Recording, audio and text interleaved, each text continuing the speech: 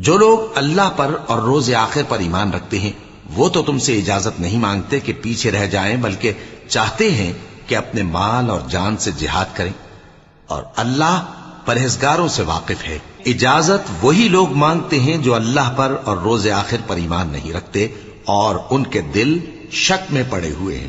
سو وہ اپنے شک میں ڈاواں ڈول ہو رہی ہیں، اور اگر وہ نکلنے کا ارادہ کرتے تو اس کے لیے سامان تیار کرتے، لیکن اللہ نے ان کا اٹھنا اور نکلنا پسند ہی نہ کیا تو ان کو ہلنے جلنے ہی نہ دیا، اور ان سے کہہ دیا گیا کہ جہاں معذور بیٹھے ہیں تم بھی ان کے ساتھ بیٹھے رہو۔ اگر وہ تم میں شامل ہو کر نکل بھی کھڑے ہوتے تو تمہارے درمیان شرارت کرتے اور تم میں فساد ڈلوانے کی غرض سے دوڑے دوڑے پھرتے، اور تم میں ان کے جاسوس بھی ہیں، اور اللہ ظالموں کو خوب جانتا ہے۔ یہ پہلے بھی طالب فساد رہے ہیں اور بہت